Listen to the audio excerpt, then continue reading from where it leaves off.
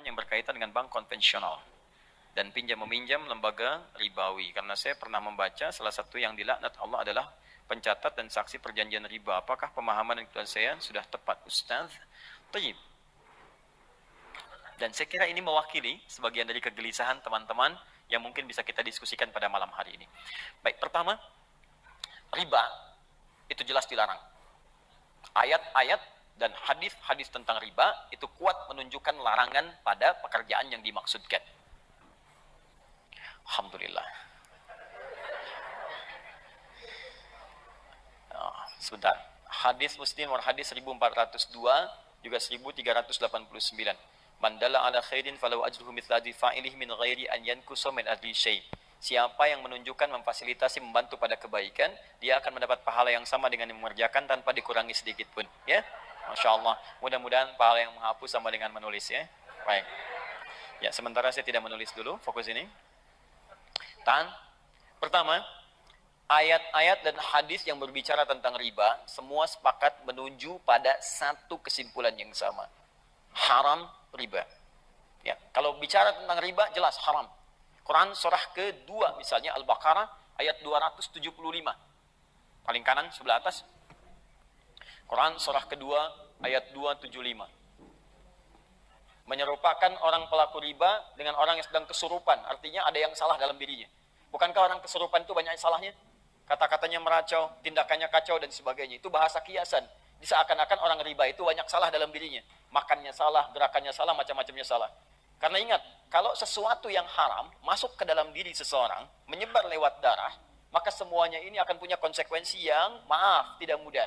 Satu, dia akan menutup pintu-pintu kebaikan dalam dirinya. Misal, masuk ke telinga, Quran surah ke-6 ayat 25. Wa fi adhanihim waqra, di telinganya akan berbentuk sumbatan. Menyumbat. Bukan gak bisa dengar. Karena yang haram, yang jelek itu nutup, yang baik ketutup. Jelek lawannya baik. Kalau yang jelek masuk, yang baik gak akan masuk, Pak. Orang yang kata-katanya buruk, maka dia sulit mengatakan kosakata yang baik. Sama dengan orang yang terbiasa berkata yang baik, maka dia sulit menemukan kosakata yang buruk. Karena itu ketika yang buruk masuk ke dalam diri, beredar kemudian dengan darah, jadi daging menutup pintu kebaikan. Makanya jangan heran, orang-orang yang kemudian tertutup pendengarannya untuk mendengarkan kebaikan, kalau yang jelek-jelek cepat masuk. Tapi yang baik susah. Bahkan rumahnya di sini, ini masjid, jaraknya cuma 5 meter. Speaker masjid ke rumahnya begini. Adzan berkumandang, Allahu Akbar, gak kedengaran. Sementara yang 500 meter, bahkan 5 kilo, itu sebelum waktunya adzan sudah datang. Dengan kakinya dia melangkah, ini sepeda ada, mobil ada, segalanya ada. Tinggal jalan kaki, gak tembus. As-salatu khairu minan naum, terbalik ke telinganya. An-naumu khairu minas salah. Ya, ini poinnya. Masuk ke mata, jadi bahaya. Orang yang terbiasa makan yang haram, kemudian itu jadi darah, mengalir, jadi daging, menghambat ke matanya, maka di matanya ada penutup. Maka turun Quran surah kedua ayat ke-7. Paling kanan agak sedikit ke atas. Khatamallahu ala qulubihim wa ala sam'ihim wa ala absarihim ghishawa. Di matanya ada penghalang. Sehingga dia nggak bisa bedakan mana sesuatu yang baik, mana yang tidak baik. Masuk ke tangan, ini sentuhannya nggak baik. Sudah senang dengan yang haram. Kalau yang haram sudah menguasai dirinya, maka yang halal-halal akan cenderung terhindari. Istri yang halal sudah tidak dipandang lagi. Suami yang halal sudah tidak peka lagi. Anak yang halal sudah tidak disenangi lagi. Semua akan tergerak pada kepentingan-kepentingan yang haram. Seperti minyak tidak bersatu dengan air, maka haram pun tidak akan pernah bersatu dengan halal. Karena itu Allah katakan, pelaku riba itu cenderung punya masalah dalam hidupnya seperti orang yang kesurupan, dikerjai oleh setan. Kemudian sampai ke ayat Quran surah kedua, ayat 278-nya diminta untuk bertobat.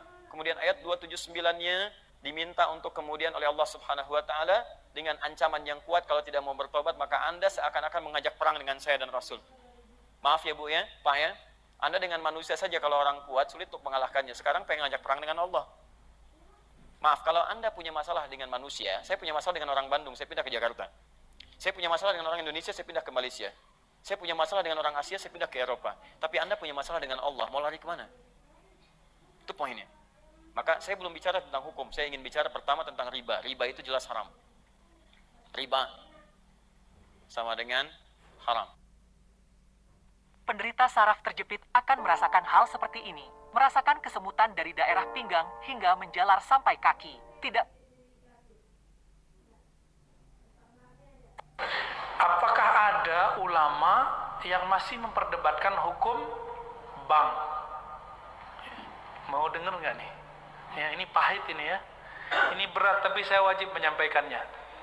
Ada yang lulusan Al-Azhar nggak? Ada yang pernah ke Mesir nggak? Di Mesir ada Darul Ifta. Darul Ifta itu lebih kuat daripada MUI karena MUI cuma kumpulan ormas.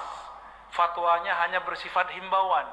Tapi Darul Ifta itu langsung diakui oleh negara. Itu di Mesir. Ya, fatwanya itu langsung diakui oleh negara. Ulama Mesir tahun 82-83 mengeluarkan fatwa bank itu apapun namanya haram. Alasannya apa? Karena bertambah, ada yang bertambah, bunga apapun namanya disebut dengan riba. Tapi Syekh Tontowi di tahun 87, 88, 89 mengeluarkan pendapat baru, boleh. Tapi pendapat pribadi. Akhirnya di tahun 90-an, 2000-an, ulama-ulama Darul Ifta dan ulama-ulama Azhar kemudian mengkaji kembali. Hasilnya tahun 2003 Darul Ifta Mesir, apalagi nabung ya, bisa bernilai riba itu kalau akadnya utang. Nek akadnya bukan hutang, bukan riba. Nek akadnya jual beli namanya laba. Nek nabung ini namanya bunga. Nah, bunga apa sama dengan riba? Tidak. Kata siapa? Majma'ul Buhuth Al-Islamiyah lil Azhar Syarif, lembaga penelitian Islam milik Al-Azhar Mesir, bukan Al-Azhar Jakarta atau Al-Azhar Surabaya ya, Al-Azhar Mesir, yang sangat kredibel itu. Dan saya alhamdulillah pernah nuntut ilmu di situ selama 1 tahun, latihan penelitian, latihan debat, latihan diskusi. Itu tidak sama dengan riba. Bunga ya bunga. Bahkan bank yang berbunga itu lebih adil dibanding yang tidak berbunga. Yang tidak berbunga itu dalam tanda kutip zalim kepada yang punya uang. Padahal Islam itu esensi ajarannya adalah adil. Coba penjenengan bayangkan kalau orang punya uang ditaruh di bank, yang punya uang itu tidak dapat apa-apa, tidak ada bunga nih. Kemudian yang pinjam, yang memakai uang itu digunakan usaha dapat laba banyak. Apalagi nabung ya, bisa bernilai riba itu kalau akadnya utang. Nek akadnya bukan hutang, bukan riba. Nek akadnya jual beli namanya laba. Nek nabung ini namanya bunga. Nah, bunga apa sama dengan riba? Tidak. Kata siapa? Majma'ul Buhuth Al-Islamiyah lil Azhar Syarif, lembaga penelitian Islam milik Al-Azhar Mesir, bukan Al-Azhar Jakarta atau Al-Azhar Surabaya ya, Al-Azhar Mesir. Makanya Nabi mengatakan ajaban li amril mu'min, orang beriman itu sungguh bahagia, sungguh hebat perkaranya, karena dia bisa memandang semua hal itu sama, netral. Ketika dia mendapatkan kebahagiaan dia bersyukur, dan ketika diuji dia bersabar. Jadi semuanya merasa ini ujian Allah saja.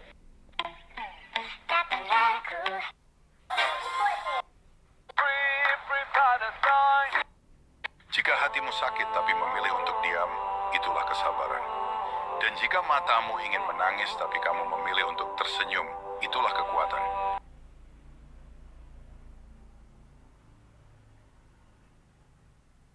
Jika hatimu sakit tapi memilih untuk diam, itulah kesabaran. Dan jika matamu ingin menangis tapi kamu memilih untuk tersenyum, itulah kekuatan.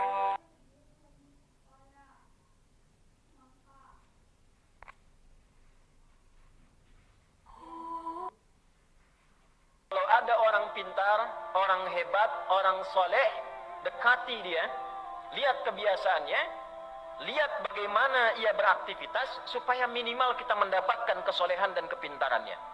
Lihat bagaimana cara dia belajar. Kalau ada orang pintar, orang hebat, orang soleh, and if you save yourself, banyak buah-buah banyak.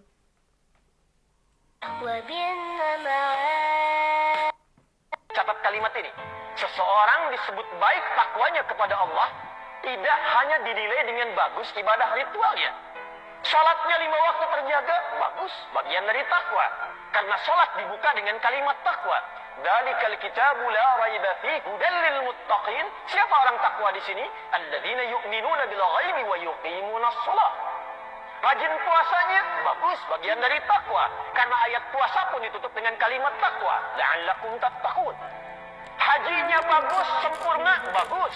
Karena haji pun bagian dari takwa. Quran surah kedua ayat 197. Wa tazawwadu fa inna khairaz zadi taqwa. Tapi ternyata kata Al-Quran, takwa bukan hanya bagus ibadah ritual. Takwa juga baik dalam konteks ibadah sosial. Quran surah ketiga Ali Imran ayat 133 sampai 134. وَسَارِعُوا إِلَى مَغْفِرَةٍ مِّن رَّبِّكُمْ وَجَنَّةٍ عَرْضُهَا السَّمَاوَاتُ وَالْأَرْضُ أُعِدَّتْ لِلْمُتَّقِينَ. Bergegaslah kalian mengevaluasi diri, bermuhasabah, dan berharaplah mendapatkan karunia dari Allah, ditempatkan di surga yang disiapkan seluas langit dan bumi. Untuk siapa? Orang-orang takwa. Siapa mereka yang dimaksudkan di ayat ini? Ayat 134-nya. Alladzina yunfiquna fis sarai wad dharra wal kadhimina al ghaidha wal 'afina 'anil nas wallahu yuhibbul muhsinin. Yaitu orang-orang yang mampu berbagi, saling perhatian, wal kadhimina al ghaidha, sanggup menahan amarah, diprovokasi dia tenang merespon, dia melihat peluang untuk menyambung silaturahim alih-alih kemudian menguatkan perpecahan. Wal 'afina 'anil nas, dia memilih untuk memaafkan, mencari solusi yang terbaik alih-alih memperdalam. Wallahu yuhibbul muhsinin, sungguh Allah mencintai orang-orang yang berbuat baik itu. Catat